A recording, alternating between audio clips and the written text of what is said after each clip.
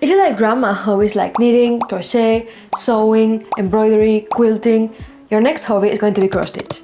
It is literally the easiest craft on the planet. It is like a combination between diamond painting and embroidery, but it's so much less stressful than embroidery because you have a grid as a guide. You're basically just doing one X after the other, and once you know how to make one, you can make 10,000 stitches and end up with huge pieces like this one. This was literally my second cross stitch project, so this just goes to show that once you know how to make one stitch, you can make whatever you want to, however big you wanted it to be.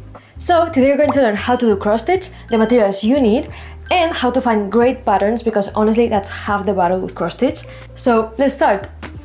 So right here I have the only 4 things you need to learn. First thing you need is aida cloth. This is a special kind of fabric that has a grid, a really clear grid that serves as a guide.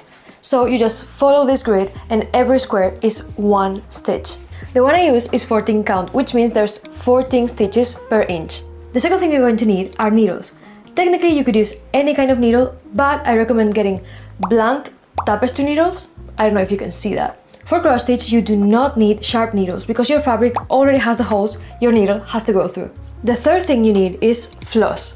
I actually use this DMC 100% cotton floss. And the great thing about this is that once you start making projects, you start accumulating a lot of colors and you end up with a box like this.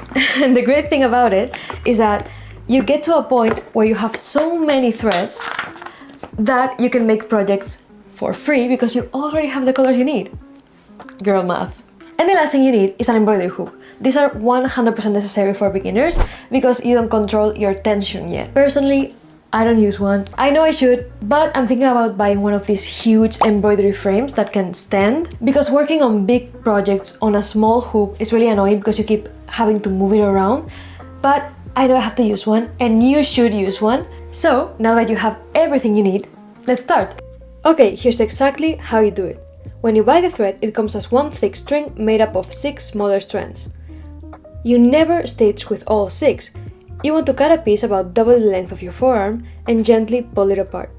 We are only going to use one strand folded in half. Threading the needle is pretty standard, but here's the secret to starting without making an ugly knot on the back. It's called the loop start. You pull the thread through, catch the loop and pull it tight, secure, flat and 0 knots. From there, you're just following the grid. Bottom left to top right, bottom right to top left. You've made an X, congratulations, you are cross stitching. I'm just going to repeat it a couple times so you can see, but it's really simple.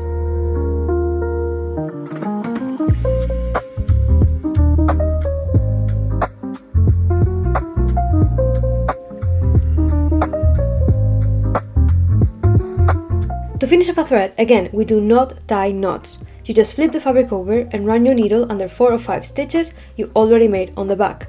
Snip the tail and it is completely locked in.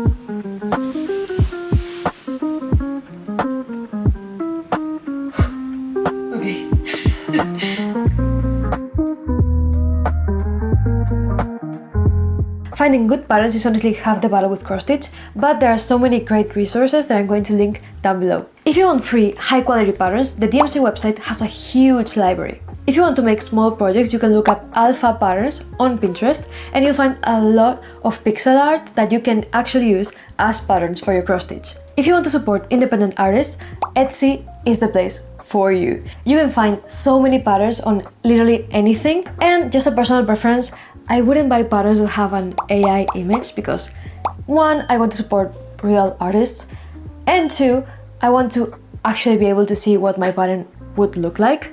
So maybe that's just me. Do not support AI art, please.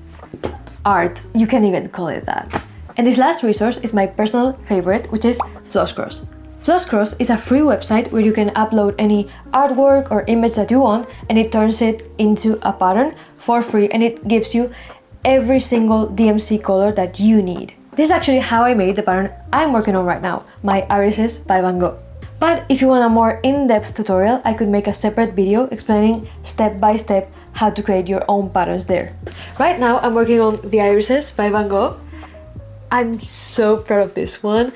I don't think I'm even halfway through, but it's going to look so good in 5 years when I finish it.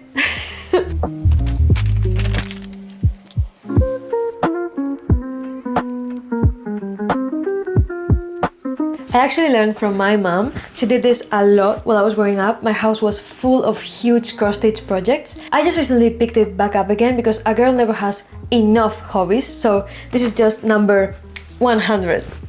And it basically is analog color by number. Every symbol is a different color. You just see your symbol, look it up. Here, you look for your floss color and just start on your fabric. You see that, copy it on your fabric, that's it. Some people might find it boring, but as someone who has way too many thoughts on their mind 24/7, having something that I can do that just makes my mind go blank, and also I can watch something at the same time, yeah, it is the perfect hobby. If you're an overthinker, this is what you have to be doing. Because it is sort of like reading in bed. If I'm up until 3 a.m. in bed watching TikToks, I feel horrible. But if I'm reading until 3 a.m., I feel really great. This is exactly the same thing. Just watching a YouTube video might not feel productive, but if you're watching a YouTube video while you're stitching, I'm queen of productivity. I'm actually no match. I have no match. No one is as productive as me when I'm stitching and watching a movie. If I'm watching a movie instead of watching a YouTube video, unstoppable. I'm the culture queen. What do you mean I can work on my project and also log in movies on Letterboxd? It is the perfect hobby. What do you mean? This is hobby maxing. So here's the progress for today. Not bad. And just to finish off the video, I want to say that if you want a hobby that forces you to put your phone down and actually create something physical, I highly recommend trying it. And also, apparently telling people to subscribe actually works, so if you want to hang out again, you know what to do. Anyway, my hands are starting to cramp up. Disclaimer, it is really important that you stretch. If you're stitching for a lot of hours, you can stretch your hands, your wrists, so you don't end up with pain or with wrists sounding like mine. that cannot be good, but I don't want to think about it. But basically, my body is telling me it's time to stop, so I'm going to pack everything away. Thank you for staying until the end, and I'll see you in the next one. Bye!